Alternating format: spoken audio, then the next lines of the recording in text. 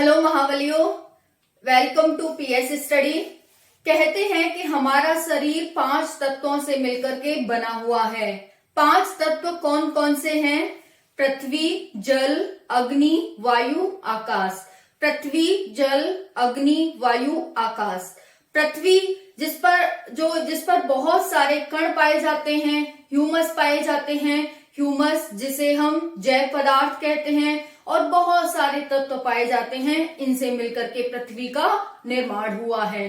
अब जो ये हमारे कण हैं, जो ये हमारा ह्यूमस है, जो ये हमारे जैव पदार्थ हैं, एलिमेंट हैं, इन सब से मिलकर के पृथ्वी बनी है। और पृथ्वी पर बहुत सारी जो छोटे छोटे कण हैं, उसे हम मिट्टी कहते हैं। तो आज हम क्लास में मिट्टी से रिलेटेड बात करने वाले हैं, मिट्टी के बारे में बात करने वाले हैं। चलिए देखते हैं क्या है मिट्टी, क्या इससे संबंधित सारे तथ्य जानने की कोशिश करते हैं। तो मोस्ट इंपॉर्टेंट है ये मिट्टी। मिट्टी बहुत सारे एग्जाम में पूछी जाती है। मिट्टी क्या होता है, इसके कितने प्रकार होते हैं, भारत के कितने एरिया में कौन सी मिट्टी पाई जाती है, मिट्टी किस मिट्टी के कौन सी विशेषता है, कौन से गुण हैं, किस मिट्टी में कौन सी फसल हम पैदा कर सकते हैं, कौन सी फसल पैदा की जाती है।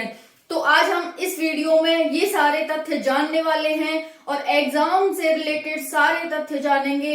इस वीडियो में आपका मिट्टी से रिलेटेड कोई भी क्वेश्चन नहीं छूटेगा।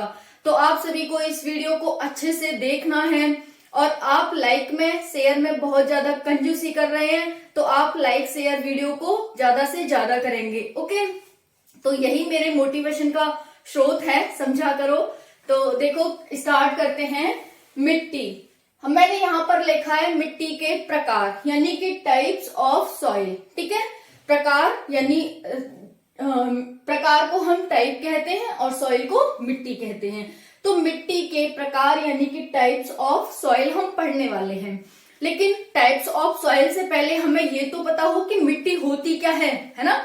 आप सभी के माइंड में आएगा ये कि टाइप ऑफ सॉइल तो बाद की बात है, लेकिन मिट्टी क्या है ये तो बताओ। तो हम पहले मिट्टी क्या है ये पढ़ेंगे। तो यहाँ पर आप देख सकते हैं मिट्टी क्या है। सभी क्वेश्चनों से पहला क्वेश्चन हमारा ये है कि अगर हम मिट्टी के बारे में पढ़ रहे हैं तो मिट्टी है क्या, है ना। तो वही देखने वाले हैं हम, मिट्टी क्या है, व्हाट इज सॉइल। तो देखो, विभिन्न प्रकार के पदार्थों का मिश्रण है मिट्टी। विभिन्न प्रकार के पदार्थों का मिश्रण है मिट्टी। जैसे कौन कौन से पदार्थों का मिश्रण है? जैसे खनिज कण हो गए, ह्यूमस हो गया, जल हो गया, वायु हो गया, और भी बहुत सारे और इसमें तत्व हो गए। जैसे खनिज कण में आ गया जो हमारे एलिमेंट होते हैं, पोटेशियम, मैग्नीज, लोहा और जिंक, ये सारे। तो ये खनिज कण है, इसमें खनिज है, यहाँ पर लगा लेंगे आप खनिज कण है, ह्यूमस है, जल है और वायु है। आपको एग्जामिनर इस डेफिनेशन से, जो मिट्टी की डेफिनेशन है, यहीं से क्वेश्चन पुट कर लेगा आपसे कि क्या मिट्टी में वायु होती है। तो आप क्या बताएंगे? यस, होती है मिट्टी में वायु। क्या मिट्टी में जल होता है? यस, बिल्कुल होता है। देखो, मैं आपको एक फैक्ट की बात बताती हूँ। यहाँ पर कहते हैं कि हमारे कपड़े को जब हम धूप में सुखाते हैं तो वो सूख जाते हैं, पानी निकल जाता है। कभी भी हमारे कपड़े से पानी नहीं निकलता है, सूख भले ही जाते हैं, हमें ऐसा फील होता है कि हाँ हमारे कपड़े सूख गए हैं। लेकिन जब हमारे कपड़े फटने लग जाते हैं ना, इसका मतलब जैसे आप बहुत दिन से कोई भी कपड़ा पहन रहे हो और आपका कपड़ा फटने लग गया है, इसका मतलब उस कपड़े में पानी की मात्रा कम होती जा रही है। ठीक है, ये नहीं है कि अगर हमारा कपड़ा सूख गया तो इसमें से पानी निकल गया। जैसे हमने कभी कपड़े धोए और हमने सुखा दिया, सूख गया तो हम समझ गए इसमें से पानी निकल गया। कपड़े में से पानी कभी नहीं निकलता है, कभी। ठीक है, तो ये बात ध्यान रखना। वैसे ही मिट्टी में भी जल होता है, मिट्टी में भी वायु होती है।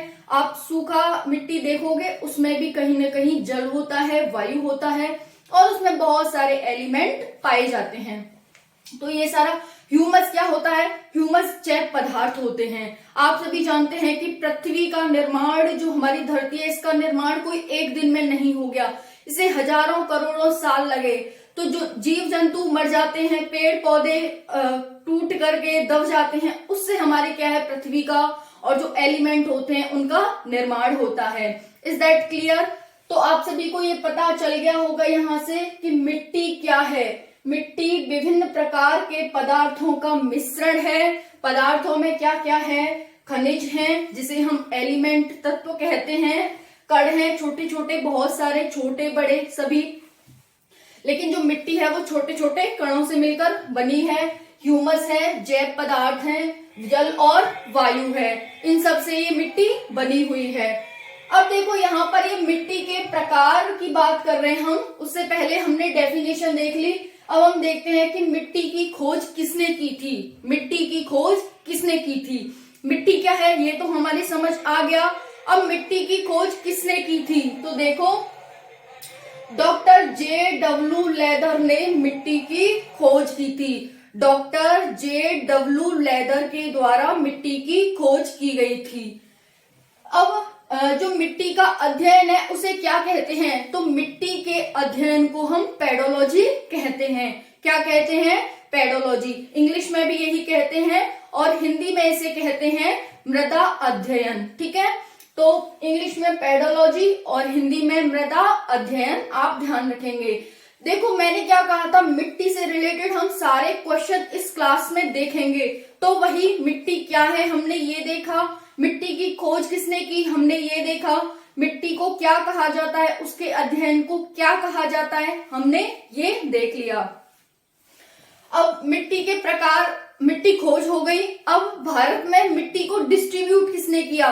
तो डिस्ट्रीब्यूट किया भारतीय कृषि अनुसंधान परिषद के द्वारा। मिट्टी का डिस्ट्रीब्यूशन किया गया कि ये वाली मिट्टी को हम ये कहेंगे, अगर इसमें ज्यादा तत्व हैं तो हम इसको ये कहेंगे, अगर ये मिट्टी बहुत ज्यादा पानी वाले क्षेत्र में या फिर आर्द्र क्षेत्र में पाई जाती है तो इसे ये वाली मिट्टी कहेंगे, अगर ये मिट्टी सूखे क्षेत्र में पाई जाती है तो इसे ये मिट्टी कहेंगे, अगर ये मिट्टी दक्षिण के क्षेत्र में पाई जाती है, इसमें ये एलिमेंटों की अधिकता है तो हम इसे ये मिट्टी कहेंगे। इस तरह से मिट्टी का डिस्ट्रीब्यूशन किसके द्वारा किया गया भारत में? तो आप ध्यान रखेंगे भारतीय कृषि अनुसंधान परिषद के द्वारा मिट्टी के प्रकारों का मिट्टी का डिस्ट्रीब्यूशन किया गया। इसे इंग्लिश में यहाँ पर ये ICAR इसे शॉर्ट में भी कहते हैं। अब भारतीय कृषि अनुसंधान परिषद की स्थापना कब हुई थी? तो इसकी स्थापना 16 जुलाई 1929 को हुई थी। 16 जुलाई 1929 को। इसका हेडक्वार्टर कहाँ है? तो इसका हेडक्वार्टर नई दिल्ली में है। इतना आप सभी ध्यान रखेंगे। अब हमारा यहाँ तक हो गया। अब 8 प्रकार की मिट्टी है। अब मिट्टी के प्रकार पे आते हैं कि मिट्टी के कितने प्रकार हैं। तो मिट्टी के 8 प्रकार हैं। देखो मिट्टी के 8 प्रकार हैं। यहाँ पर ये मिट्टी के प्रकार दिए हुए हैं।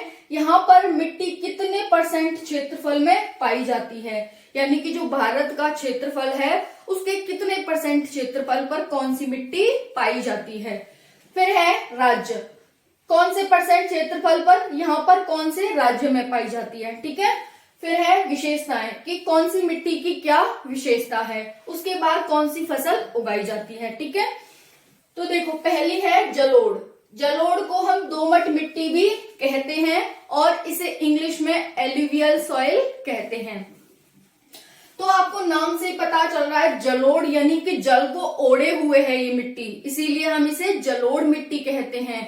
अब कौन से जल को ओढ़े हुए है? तो ये गंगा बेसिन का जो क्षेत्र है उसको ओढ़े हुए है ये। ओके, तो आपको यहीं से पता चल रहा होगा कि जब ये जल को ओढ़े हुए है तो ये कैसी मिट्टी होगी? उपजाऊ मिट्टी होगी। इसमें बहुत ज्यादा तत्व होंगे और इसमें बहुत ज्यादा एलिमेंट्स की अधिकता होगी। ओके, तो ये जलोढ़, इसे दोमट मिट्टी भी कहा जाता है, इंग्लिश में इसे एल्यूवियल सॉइल कहते हैं। अब बात आती है कि ये कितने % क्षेत्रफल पर पाई जाती है।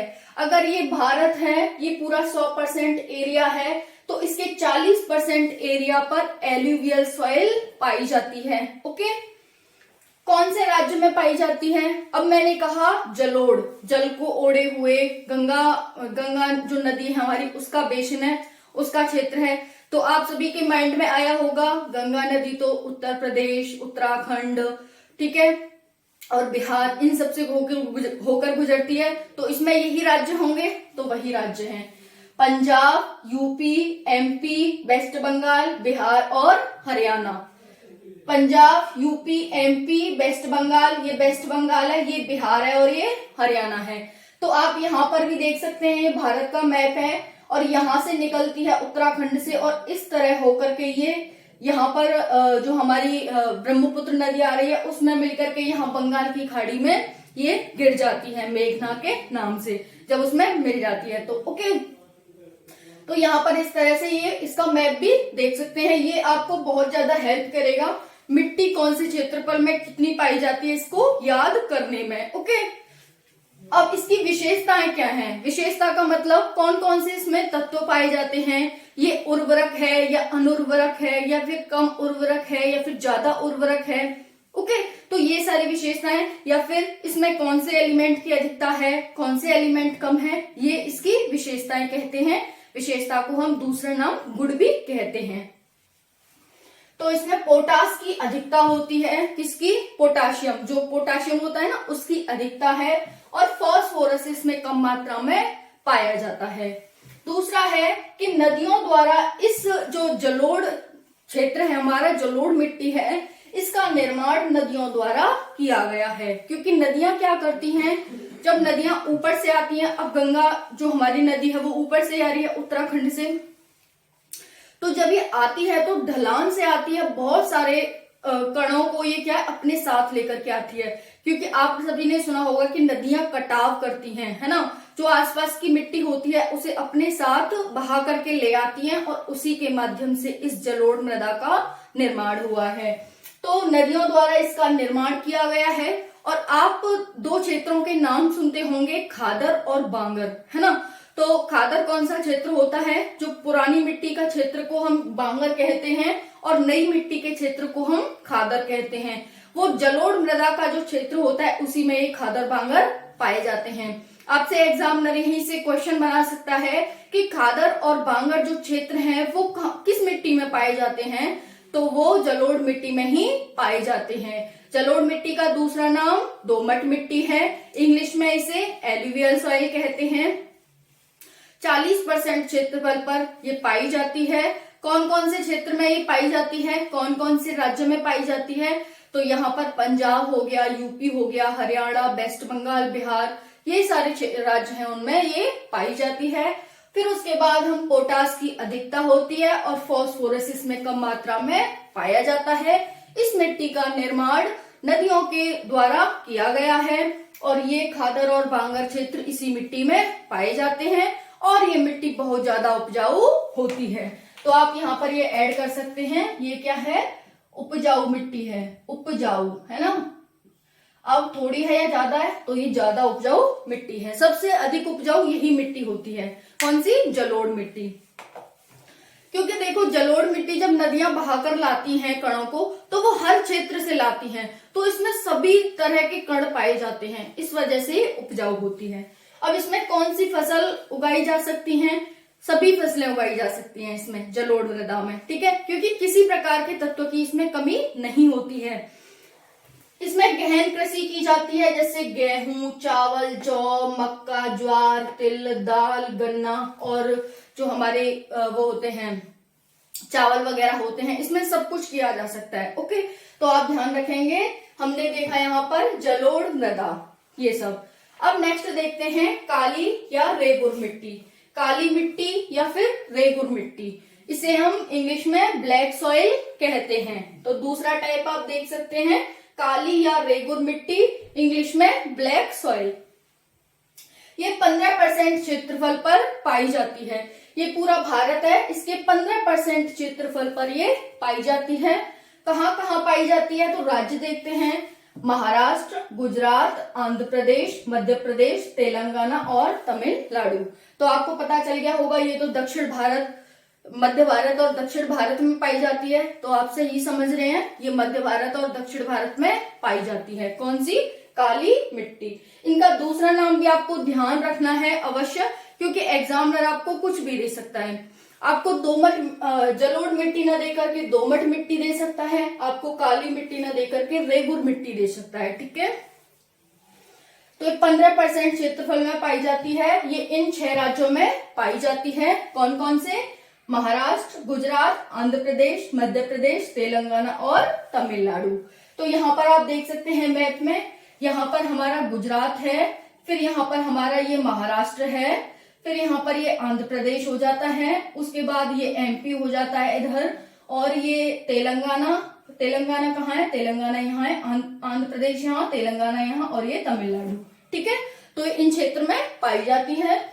उसके बाद इसकी विशेषताएं क्या क्या हैं? ठीक है, किसकी? काली मिट्टी की, जिसे हम रेगुर मिट्टी भी कहते हैं।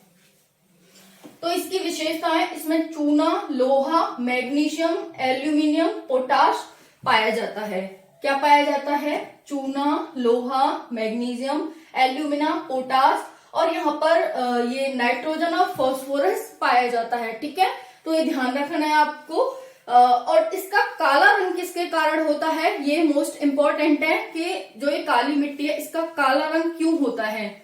तो इसमें एल्यूमिना, मैग्नीशियम, पोटाश की मात्रा अधिक पाई जाती है, इसके कारण इसका रंग काला होता है। ओके, तो ध्यान रखेंगे आप, काला रंग क्यों होता है। आपसे एग्जामिनर यहीं से पूछ सकता है कि इसका काला रंग क्यों होता है। अगर मैं लाल रंग की बात करूं, हम लाल मिट्टी भी पढ़ेंगे, तो वो क्यों होगा, तो आप समझ जाएंगे कि लोहे की वजह से, लोहा लाल होता है ना, तो उसकी वजह से इसका रंग लाल होता है।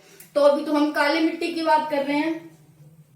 फिर देख सकते हैं, काली मिट्टी गीली होने पर ये फूल जाती है और सूखने पर ये सिकुड़ जाती है, क्योंकि काली मिट्टी की जो ऑब्जर्वेशन क्षमता होती है ना, ऑब्जर्व करने की पानी को, वो बहुत अच्छी होती है। ठीक है, ये पानी को ज्यादा देर तक, ज्यादा दिन तक अपने अंदर एक्युमुलेट करके रख सकती है, इसीलिए इसमें कपास की खेती की जाती है। आप सभी ने सुना होगा कि काली मिट्टी कपास की खेती के लिए बेस्ट होती है। कपास को, जो कपास की खेती होती है, उसको पानी की अच्छी खासी आवश्यकता होती है, तो इसमें पानी अच्छा खासा ऑब्जर्व कर सकती है, इवापोरेट नहीं होता, बाष्प बनकर नहीं उड़ता है, इसीलिए लोग इसमें ज्यादा से ज्यादा खेती करते हैं। अब ऐसा नहीं है कि सिर्फ कपास की खेती काली मिट्टी में ही होती है, औरों में भी हो सकती है। कपास को क्या चाहिए? नमी। आप और मिट्टियों में भी अगर उसे नमी दे सकते हैं, पानी देते रहो, पानी देते रहो, तो वो और मिट्टियों में भी हो जाएगी। ओके, तो यहाँ देख सकते हैं, गीली होने पर ये फूल जाती है और सूखने पर ये सिकुड़ जाती है। तो एग्जामिनर यहीं से आपको ऑप्शन, 4 ऑप्शन दे सकता है कि जो काली मिट्टी है वो गीली होने पर फूल जाती है, सूखने पर सिकुड़ जाती है, या फिर वो सूखने पर फूल जाती है, और वो इस तरह से दे सकता है। तो आपको ध्यान रखेंगे कि ये हमारा राइट ऑप्शन है। ये लंबी अवधि तक नमी को धारण कर सकती है। और इसमें कौन कौन सी खेती होती है? कपास, मूंगफली, सोयाबीन, तिल और गेहूं इसमें बहुत अच्छी तरीके से किए जाते हैं। नेक्स्ट आती है हमारी लाल पीली मिट्टी। तीसरा प्रकार कौन सा है? लाल पीली मिट्टी, जिसे हम रेड येलो सॉइल इंग्लिश में कहते हैं। ये 18.5% क्षेत्रफल पर पाई जाती है। भारत के 18.5% क्षेत्रफल पर पाई जाती है। अब यहाँ पर देखो, भारत का क्षेत्रफल आप सभी को अगर पता है, क्योंकि पता भी होना चाहिए, एक सामान्य ज्ञान है कि भारत का क्षेत्रफल कितना है। तो भारत का क्षेत्रफल 32,87,263 वर्ग किलोमीटर भारत का क्षेत्रफल है। ओके, तो ये ध्यान रखेंगे। तो जो 32,87,263 वर्ग किलोमीटर भारत का क्षेत्रफल है, उसी के 18.5% क्षेत्रफल पर लाल पीली मिट्टी पाई जाती है। अब ये 18.5% क्षेत्रफल कहाँ है? कौन कौन से राज्य हैं? तो ओडिशा, छत्तीसगढ़, गंगा का मैदान, और ये दक्षिणी भाग में पाई जाती है। ओडिशा, छत्तीसगढ़ हो गए, गंगा का मैदान, वही गंगा का मैदान, ये सब राज्य आ जाएंगे, ये 6 राज्य। और फिर दक्षिणी भाग में भी कहीं न कहीं ये पाई जाती है। कौन सी? लाल पीली मिट्टी। तो आपको ध्यान रखना है, ये गंगा का मैदान तो नहीं है इसमें, लाल पीली मिट्टी में, मतलब थोड़ा बहुत गंगा का मैदान है, बाकी आप यहाँ पर देख सकते हैं ओडिशा, छत्तीसगढ़, दक्षिणी भाग, गंगा का मैदान नहीं है इसमें, क्योंकि गंगा का मैदान में ये सबसे ज्यादा पाई जाती है, थोड़ी बहुत ये पाई जाती है जो हमारी लाल पीली मिट्टी है। तो ओडिशा, छत्तीसगढ़ और दक्षिणी भाग में ये पाई जाती है। इस तरह से आप देख सकते हैं मैप में ये गुजरात हो जाएगा, यहाँ पर ये महाराष्ट्र हो जाएगा, फिर केरल हो जाएगा, गोवा, केरल, यहाँ तमिलनाडु, आंध्र प्रदेश, तेलंगाना, छत्तीसगढ़, ओडिशा, छत्तीसगढ़, और फिर यहाँ पर ये उत्तर पूर्व के राज्यों में पाई जाती है लाल पीली मिट्टी। इसमें नाइट्रोजन, फास्फोरस और ह्यूमस की कमी होती है। नाइट्रोजन, फास्फोरस और ह्यूमस। ह्यूमस का मतलब समझ जाना, जो जैव पदार्थ होते हैं, जो जीवों के द्वारा, जैसे जीव मर गए, पेड़ पौधे दब गए जमीन में, उनसे जो पदार्थ बनता है ना, उसको हम ह्यूमस कहते हैं। तो यहाँ पर देख सकते हैं नाइट्रोजन, फास्फोरस और ह्यूमस तीनों की इसमें कमी होती है। अगर हम स्लैश डाल के लिख देंगे तो ज्यादा अच्छा रहेगा, जिससे कि आप कंफ्यूज भी नहीं होंगे, है ना। तीनों ही क्या है, इनमें कम मात्रा में पाए जाते हैं। फिर लोहा के कारण इसका रंग लाल होता है। अभी मैंने कहा इसका रंग लाल क्यों होता है, क्योंकि इसमें लोहा ज्यादा मात्रा में पाया जाता है। फिर है ये अनुर्वरक मृदा है, अनुर्वरक मृदा है, क्योंकि देखेंगे आप यहाँ पर, हालांकि यहाँ पर पानी की कोई कमी नहीं है। एक तो यहाँ पर समुद्र है, यहाँ पर बंगाल की खाड़ी है, ये अरब सागर है, और दूसरी बात नदियां भी बंगाल की खाड़ी में गिरती हैं या फिर इधर की साइड गिरती हैं, है ना। तो पानी की यहाँ कोई कमी नहीं है, लेकिन जो इसमें एलिमेंट है, क्योंकि जो नदियां हैं वो सिर्फ इधर से चली इधर गिर गई। अब हमने क्यों कहा था कि जो जलोढ़ मृदा है गंगा के मैदान में पाई जाती है, क्योंकि गंगा नदी उत्तराखंड से निकल करके और फिर पूरा उत्तर भारत को कवर करते हुए वो बंगाल की खाड़ी में जा रही है ना। तो बहुत सारे क्षेत्र से गुजर करके बहुत सारे तत्व उसमें मिल जाते हैं। ये क्या है, यहाँ से गिरी, यहाँ से निकली, इधर गिर गई, तो इनमें ज्यादा इतने एलिमेंट नहीं पाए जाते हैं। ओके, तो ओडिशा, छत्तीसगढ़ और दक्षिणी भाग में ये पाई जाती हैं। नाइट्रोजन, फास्फोरस, ह्यूमस की इसमें कमी होती है। लोहे के कारण इसका रंग लाल होता है, लेकिन ये मिट्टी अनुर्वरक है, ज्यादा उपजाऊ नहीं है। जलयोजित होने के कारण ये पीली होती है। लाल लोहे के कारण होती है और इसमें जल पाया जाता है, इस वजह से पीली दिखाई देती है। कभी आप मिट्टी में पानी डालोगे तो उसका रंग पीला हो जाता है ना। तो जलयोजित होने के कारण मिट्टी पीली होती है, देख सकते हैं। फिर इसमें कौन सी खेती की जाती है, तंबाकू, बाजरा, तिलहन और गेहूं। तंबाकू, बाजरा, तिलहन और गेहूं, ये इसमें कृषि की जाती है। ओके, अब हम नेक्स्ट देखते हैं लैटेराइट मृदा। कौन सी, लैटेराइट मृदा। इंग्लिश में भी इसे लैटेराइट सॉइल कहते हैं।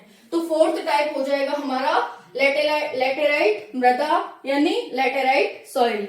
ये 10% भाग पर पाई जाती है। जो 32,87,263 वर्ग किलोमीटर है, उसके 10% भाग पर कौन सी, लैटेराइट मृदा पाई जाती है। तो यहाँ पर देख सकते हैं कौन कौन से राज्य हैं, महाराष्ट्र, कर्नाटक, आंध्र प्रदेश, वेस्ट बंगाल, ओडिशा, झारखंड, केरल, असम और मेघालय, है ना। तो ये यहाँ पर देख सकते हैं महाराष्ट्र, ये रहा महाराष्ट्र, कर्नाटक ये रहा, आंध्र प्रदेश, फिर उसके बाद वेस्ट बंगाल, ओडिशा, झारखंड, है ना, फिर केरल यहाँ पर हो गया, असम ये हो गया और मेघालय भी यहाँ हो गया। इनमें ही पाई जाती है। तो मैप से अच्छा समझ आएगा आपको, इसलिए मैंने ये मेहनत करी है आपके लिए, ताकि आपको अच्छे से समझ आए। और यहाँ पर भी देख सकते हैं कि पश्चिम, पूर्व और दक्षिण भाग में अधिकतर पाई जाती है। हालांकि ऐसा नहीं है सिर्फ यही पाई जाती है, छोटी मोटी थोड़ा बहुत हिस्सा इसका बीच में भी पाया जाता है मध्य भारत में। ओके, अब इसकी विशेषताएं क्या क्या हैं, तो यहाँ पर देखते हैं लौह ऑक्साइड, पोटाश की इसमें अधिकता होती है। लौह ऑक्साइड यानी कि जो लोहे की ऑक्साइड है, और यहाँ पर पोटास है, इसकी अधिक मात्रा इसमें पाई जाती है। उसके बाद इसमें तीव्र निच्छालन होता है। ये क्या है, तीव्र निच्छालन का परिणाम है। निच्छालन क्या होता है, जैसे देखो यहाँ पर ये हमारी मिट्टी है, ये इस तरह से देख सकते हैं, ये इसकी ऊपरी लेयर है ना। जब क्या होता है, पानी रिस रिस के नीचे जाता रहता है, तो वो क्या होता है, उसके साथ कण भी जाते रहते हैं, जो एलिमेंट होते हैं वो भी नीचे जाते रहते हैं।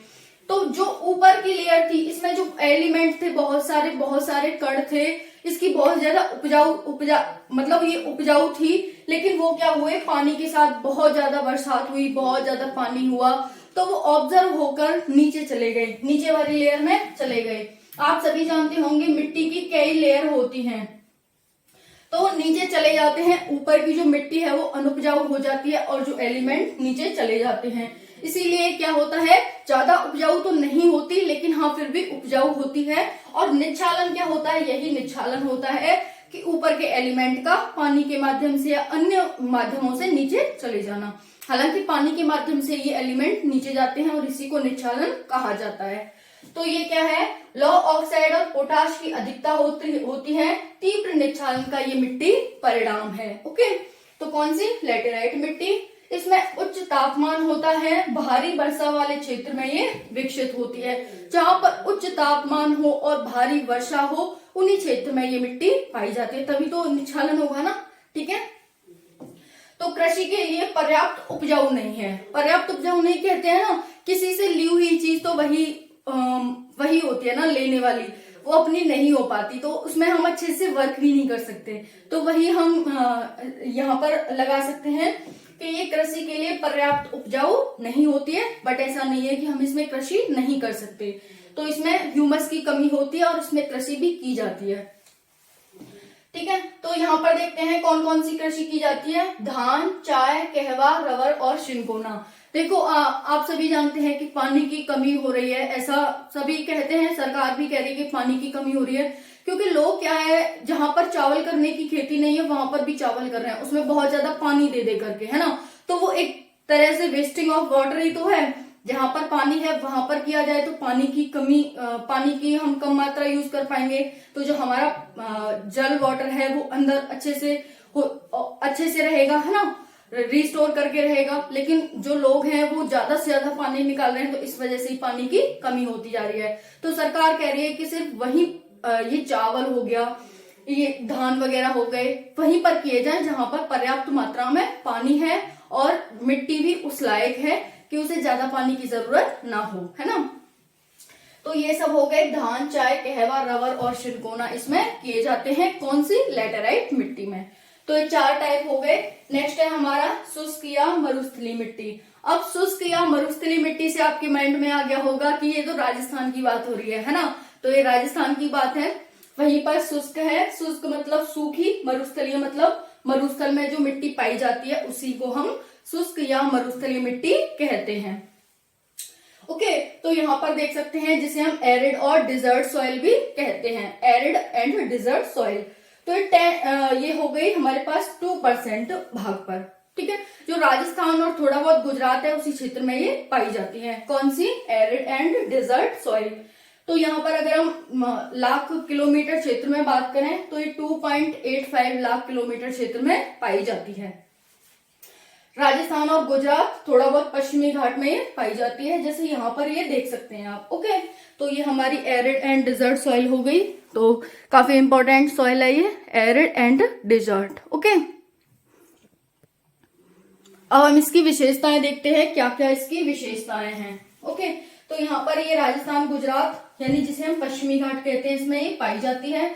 उसके बाद हम बात करें इसमें कौन कौन सी विशेषताएं हैं, तो इसकी विशेषताएं हो जाएंगी। नाइट्रोजन इसमें कम होता है, जो नाइट्रोजन एलिमेंट है हमारा वो इसमें कम मात्रा में पाया जाता है। और पोटास, जो पोटाशियम है वो इसमें सामान्य मात्रा में पाया जाता है। ओके, फास्फोरस सामान्य मात्रा में पाया जाता है। उसके बाद ये बलुई, लवड़ी और इसमें नमी होती है, ह्यूमस की इसमें कम मात्रा पाई जाती है। यानी ये मिट्टी बलुई है, लवड़ीय है। लवड़ी का मतलब इसमें नमक, जो एसिड NaCl होता है इसमें ज्यादा पाया जाता है। नमी भी इसमें होती है लेकिन ह्यूमस की कमी होती है। उसके बाद इसमें बाजरा, गेहूं, कपास किए जा सकते हैं। ओके, तो मैंने क्या कहा, कपास सिर्फ काली मिट्टी में नहीं की जा सकती, और मिट्टियों में भी की जा सकती है अगर आप उसे पर्याप्त मात्रा में पानी देते हैं तो ये हमारी शुष्क और मरुस्थलीय मिट्टी हो गई। उसके बाद लवड़ी मिट्टी आती है। ठीक है, लवड़ीय मिट्टी, तो इसे पूरा कर लेते हैं, लवड़ीय मिट्टी। ठीक है, जिसे हम सैलाइन सॉइल भी कहते हैं। तो ये 7% क्षेत्रफल पर पाई जाती है। कौन कौन से राज्य हैं, उड़ीसा, वेस्ट बंगाल, तमिलनाडु, तेलंगाना, कर्नाटक, आंध्र प्रदेश और केरल, है ना। ये ध्यान रखेंगे आप, उड़ीसा, वेस्ट बंगाल, तमिलनाडु, तेलंगाना, कर्नाटक, आंध्र प्रदेश और केरल। तो आप देख सकते हैं ये तमिलनाडु, कर्नाटक, केरल, आंध्र प्रदेश, तेलंगाना, उड़ीसा, वेस्ट बंगाल, ये वाला क्षेत्र हमारा हो जाता है। उसके बाद अब बात करें यहाँ पर कौन कौन से इसमें के विशेषताएं हैं, कौन कौन से गुण हैं। तो सोडियम, पोटेशियम, मैग्नीज, लोहा और एल्यूमिनियम अधिक मात्रा में पाया जाता है। सोडियम, पोटाशियम, मैग्नीज, लोहा, एल्यूमिना अधिक मात्रा में पाया जाता है। ये मृदा ऊसर है यानी कि अनुर्वरक मृदा है। कौन सी? ये देख सकते हैं लवणीय मृदा, क्योंकि देखो इसमें NaCl ज्यादा मात्रा में पाया जाता है, तो जो जहां पर नमक पाया जाता है उसमें हम ज्यादा कृषि नहीं कर सकते हैं ना। कृषि मतलब होती नहीं है, बहुत कम होती है। तो यहाँ पर देख सकते हैं कौन सी, चाय, कहवा, रबर और ये काजू, सिंकोना इसमें किए जाते हैं थोड़े बहुत। अब ये नहीं कि काजू इसमें भरमार मात्रा में किए जा रहे हैं, थोड़े बहुत किए जाते हैं। आपने सुना होगा कि काजू कहाँ किए जाते हैं, कर्नाटक में किए जाते हैं ना, तो भैया इसमें थोड़े बहुत किए जाते हैं। पानी वगैरह ले लेते हैं जो हमारी बंगाल की खाड़ी और अरब सागर है वहां से। फिर आती है पीट या जैव मिट्टी, जिसे हम पीटी और ऑर्गेनिक सॉइल भी कहते हैं। ये 3 से 4% क्षेत्रफल पर पाई जाती है। इसमें कौन कौन से राज्य आते हैं? तो यूके, बिहार, यानी कि यूके का मतलब वो लंदन वाला यूके नहीं है, ठीक है। ये क्या है, ब्रिटेन वाला यूके नहीं है, बल्कि ये उत्तराखंड है हमारा, ठीक है। तो ये उत्तराखंड, बिहार, सिक्किम, आंध्र प्रदेश, केरल, ओडिशा, तमिलनाडु, कर्नाटक, आंध्र प्रदेश, यानी उत्तर पूर्वी और दक्षिणी घाट में ये पाई जाती हैं। कौन सी? उत्तर पूर्वी और दक्षिणी घाट, है ना। तो आप मैप के माध्यम से भी समझ सकते हैं कि हमारा दक्षिणी भाग हो जाता है और ये हमारा उत्तरी, यानी थोड़ा बहुत जिसमें जो उत्तराखंड आ रहा है, और ये हमारा पूर्वी भाग हो जाता है, ठीक है।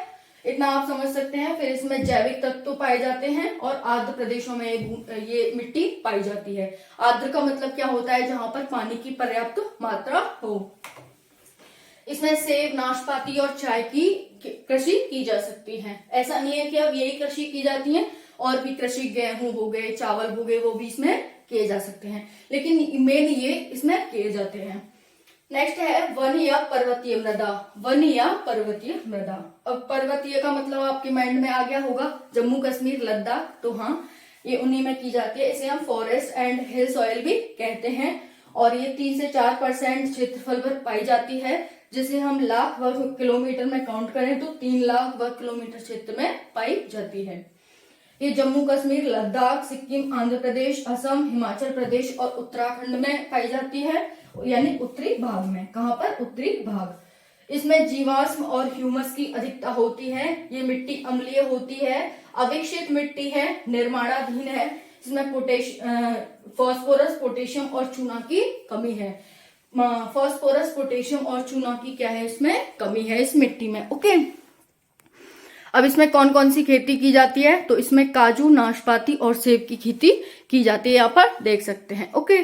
तो ये थी आज के हमारी मिट्टी का डिस्ट्रीब्यूशन। मिट्टी क्या होती है, मिट्टी की खोज किसने की, भारत में मिट्टियों का डिवाइडेशन, डिस्ट्रीब्यूशन किसने किया, ठीक है, और मिट्टी के कितने प्रकार होते हैं, मिट्टी के अध्ययन को क्या कहा जाता है। तो सारे जो भी प्रकार होते हैं, कौन से राज्य में पाई जाती है, कितने % क्षेत्रफल में पाई जाती है, क्या विशेषताएं होती हैं, कौन सी कृषि की जाती है, ये सब हमने आज इसमें देखा। तो इस वीडियो को देखने के बाद जो भी मिट्टी से क्वेश्चन बनते हैं, वो आपका इस वीडियो से कोई भी क्वेश्चन छूटेगा नहीं। तो वीडियो को ज्यादा से ज्यादा लाइक करें, शेयर करें और सब्सक्राइब करें। मिलते हैं नेक्स्ट वीडियो में। जय हिंद, जय भारत।